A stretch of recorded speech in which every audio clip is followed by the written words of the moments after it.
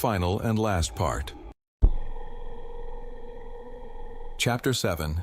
The Liturgy of Maundy Thursday. As Maundy Thursday begins, the Church gathers in a special way during the morning for the Chrism Mass, usually celebrated in the cathedral of each diocese.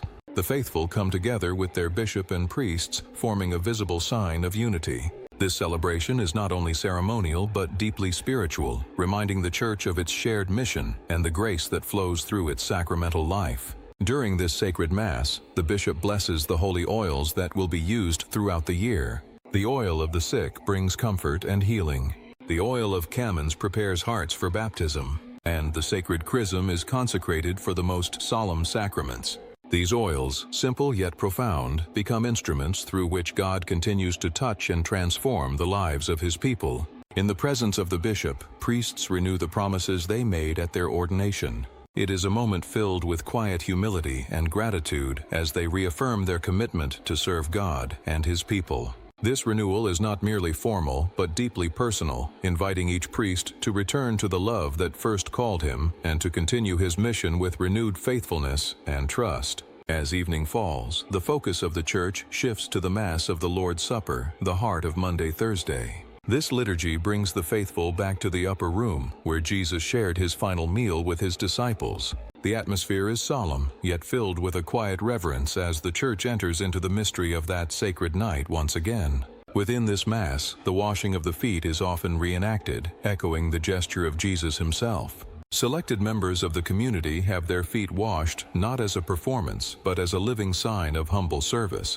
It is a moment that touches the heart, reminding all present that true discipleship is expressed not in words alone, but in acts of love and humility. After the celebration, the Blessed Sacrament is carried in a solemn procession to a place of repose. The faithful are invited to remain in adoration, keeping watch with the Lord in prayer. This quiet vigil reflects the night in Gethsemane when Jesus asked his disciples to stay awake with him. It becomes a time of intimacy where hearts remain close to Christ in his hour of suffering. Finally, the altar is stripped bare and the Church takes on a stark simplicity. Decorations are removed and silence deepens. This powerful gesture marks the transition into the Passion. It recalls the abandonment of Jesus and prepares the faithful for Good Friday. What began with a sacred meal now leads into the mystery of suffering, inviting all to walk with Christ on the path of the cross. Chapter 8. Traditions and Devotional Practices. As Maundy Thursday unfolds, the faithful gather not only for the Mass of the Lord's Supper, but also remain in prayer through the night. After the liturgy, many stay in silent adoration before the Blessed Sacrament. This vigil becomes a quiet companionship with Christ, echoing his invitation in Gethsemane, "Stay with me." In these still hours, hearts learn to watch, to listen, and to love. Among the most cherished traditions is the visiting of 7 churches, a practice that invites believers to journey in prayer from one place to another. Each visit becomes a step of devotion, recalling the path of Jesus from the upper room to his Passion. Moving from church to church, the faithful enter a rhythm of reflection, expressing unity with one another and with the suffering Christ. In many places, a deep silence settles over the evening. The usual noise of life fades, replaced by a spirit of recollection. Churches are dimly lit, and prayers are whispered rather than spoken aloud.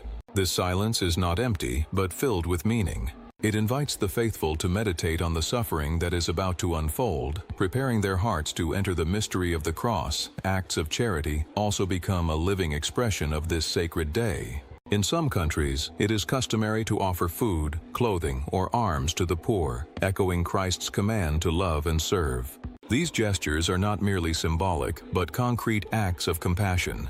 In giving to others, believers participate in the same self-giving love that Jesus revealed during the Last Supper. Within families, Maundy Thursday becomes an opportunity to live out the gospel in simple, hidden ways. Acts of kindness, forgiveness, and service take on deeper meaning. A shared meal, a gentle word, or a quiet reconciliation can reflect the spirit of the upper room. In these small gestures, the love of Christ becomes visible, transforming ordinary moments into signs of grace. All these practices gently lead the faithful toward an inner preparation for Good Friday. They are not ends in themselves, but pathways that open the heart. Through prayer, silence, and charity, believers begin to enter the mystery of Christ's suffering. Maundy Thursday becomes a threshold guiding each person from remembrance into participation, from reflection into a deeper union with the Passion. By the end of the day, a subtle transformation has taken place. The joy of the sacred meal gives way to a solemn stillness. The church, once filled with light and song, now enters a quiet waiting. This transition marks the beginning of a deeper journey. It is a movement from celebration to 26 minutes, 23 seconds contemplation, from presence to longing as the faithful prepare to walk with Christ toward the cross. Chapter 9. A call to love today. Maundy Thursday is not only a memory, but a call for today. It invites each believer to love through concrete actions. Like Jesus washing the disciples' feet, we are called to serve others in daily life. True love is shown not in words alone, but in simple acts of care, patience, and generosity toward those around us. At the center of this day is the Eucharist, the source of strength for every Christian. It is a real encounter with Christ who gives himself to nourish our souls. Through this gift, faith is renewed and sustained. Even in weakness, believers find courage knowing that Christ remains present and continues to walk with them. Christians are also invited to unite their lives with the sacrifice of Jesus. His offering on the cross becomes a path we are called to follow. Every act of love, every sacrifice made with sincerity shares in his mission. In this way, ordinary life becomes meaningful, and each moment can reflect the quiet work of redemption. The lesson of humility remains essential in every age.